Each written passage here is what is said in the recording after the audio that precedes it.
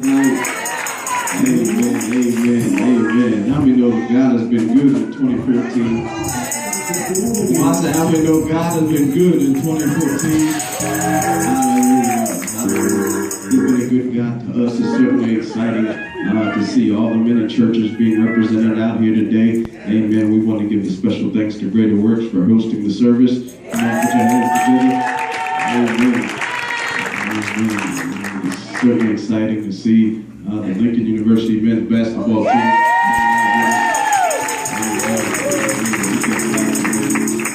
Amen. They gave us a gift. They beat Westchester. Amen. Amen. I like to tease my Westchester alumni. Amen. Amen. But we put them to shame. Amen. Amen. So we just thank God for them. And we see that we are up against time. Amen. So we want to jump immediately into this word. Amen. I want to give honor to my wife. Amen. And that wonderful introduction. Amen. Amen. When they call your wife up to introduce you, you're always nervous. Like, oh man, what if we were arguing that day and you call her up? You never know. Amen. Amen. Thank God we had a good day. So we all good. Amen. So if you have your Bibles, amen, turn to the book of Mark. Amen. The book of Mark, chapter number 6, verse 35. Book of Mark, chapter 6, verse 35. Amen. Mark, chapter 6, verse 35. I'm reading at verse 52. And I'm reading at verse 52. Amen. Pastor Avery and Elder McKim were talking right where the message was going today, so that was confirmation for me. Amen. The book of Mark, chapter number 6. We begin our reading at verse 35. Amen. We'll end our reading around verse 52. Amen. And when you have it, say, I have the word.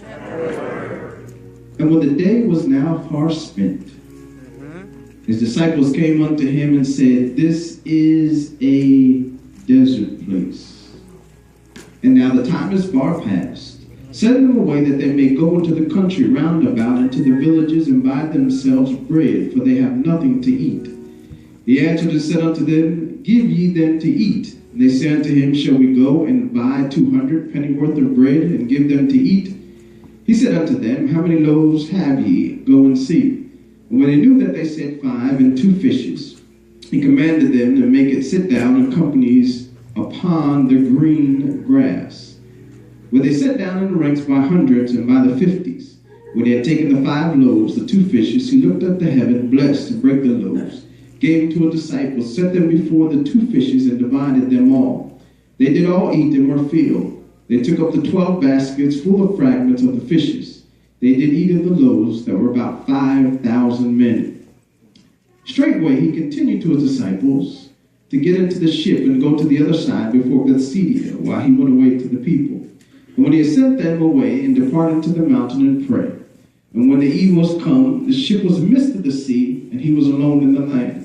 He saw them toiling and rowing, for the wind was contrary unto them. And about the 4th watch of the night he cometh and walketh upon the sea, and would have passed by them. When they saw him walking upon the sea, they supposed it had been a spirit, and cried out. For they all saw him and were troubled. And immediately he talked with them, and saith unto them, Be of good cheer, it is I, be not afraid. He went into the ship, and the wind ceased. They were sore amazed in themselves beyond measure, and wondered, for they considered not the miracle of the loaves, for their heart was hardened. Their heart was hardened. Turn to your neighbor and say, Neighbor, I can live off the remains. I can live off the remains. I can live off the remains. As we look into this new year that's quickly approaching in 2015, We watch as the world begins to reflect on 2014 on CNN and Fox News and ABC and NBC. They are reminiscing about what happened in 2014. We remember one of the worst winters on record in 2014. We remember silly things like the ice bucket challenges that raised millions of dollars. We remember the Disney movie Frozen that you couldn't get your child to stop watching and singing. We remember the Ebola outbreak that caused a panic across the nation.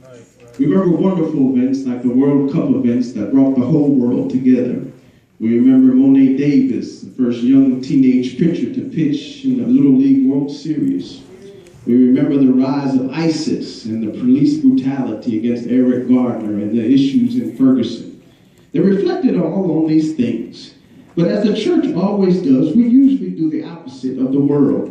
We normally don't reflect on the previous year, but we usually look into the future about what God is going to do for us in the upcoming year. We get excited because we label what the theme of the year is going to be. And you know, us preachers, we always got to rhyme everything. We're going to heaven in 07. It's going to be great in 08. We're just fine in 09. You know how we do. Not sure if the Lord really gives us these things, but you know, we are very creative and articulate. But instead of doing that this year, we want to celebrate this upcoming year, but the Lord put me on pause. He said, before we label 2015 and going into 2015, instead of you looking into the future, I need you to reflect back. And I thought about this for a moment because every time that I preach New Year's services, I always want to reflect forward. But the Lord said, today I want you to be reflective because there's things in the past that you need to pull out to realize that you are still in debt from 2014 because all the things I did for you, I didn't receive enough praise for everything I did for you and delivered you through 2014. You got to understand, especially in this new generation, we have this idea and concept. We are never just satisfied. Anytime that you're dealing with children, you can buy them one thing and they want something else the next day.